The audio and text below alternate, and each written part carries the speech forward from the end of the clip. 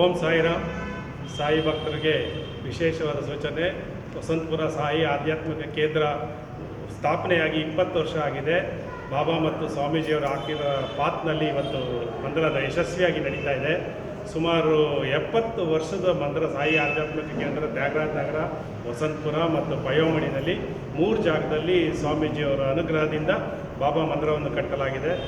ವಸಂತಪುರದ ಮಂದಿರದಲ್ಲಿ ಪ್ರತಿ ಗುರುವಾರ ಮತ್ತು ಭಾನುವಾರ ಡಿವೋಟೀಸ್ಗೆ ಸಾಯಿ ಬಂಧುಗಳಿಗೆ ಪ್ರಸಾದವನ್ನು ಕೊಡ್ತೀವಿ. ದಿನನಿತ್ಯ ಪ್ರಸಾದ ಇರುತ್ತೆ.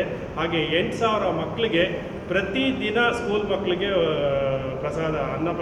ಪ್ರಸಾದವನ್ನು ಕೊಡ್ತಾನೇ ಇದ್ದೀವಿ. ನಿರಂತರವಾಗಿ ತ್ಯಾಗರಾಜ ನಗರದಲ್ಲಿ ಸಪ್ರೇಟ್ ಕಿಚನ್ ಯೂನಿಟ್ ಇದೆ. ಅಲ್ಲಿಂದ ಎಲ್ಲ ಸ್ಕೂಲ್ ಮಕ್ಕಳಿಗೆ ಊಟದ ವ್ಯವಸ್ಥೆಯನ್ನು ಮಾಡಿದ್ವಿ.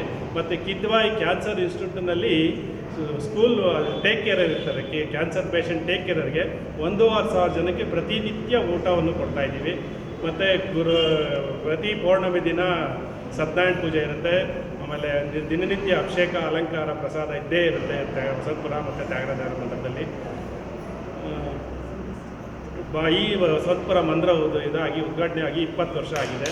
ಇಲ್ಲಿ ವಸಂತಪುರ ವಲ್ಲಭರಾಯ ದೇವಸ್ಥಾನ ಪಕ್ಕದಲ್ಲೇ ಇರೋದು. ಕೋಣನಕುಂಟೆಯಿಂದ ಇಲ್ಲಿಗೆ 2 ಕಿಲೋಮೀಟರ್ ಆಗುತ್ತೆ. ಸೊ ಇಲ್ಲಿ ಬಂದು ದರ್ಶನವನ್ನು ಮಾಡ್ಕೋಬೋದು. ಸುಮಾರು ದಿನನಿತ್ಯ 100 ಭಕ್ತಾದಿಗಳು ಬರ್ತಾರೆ.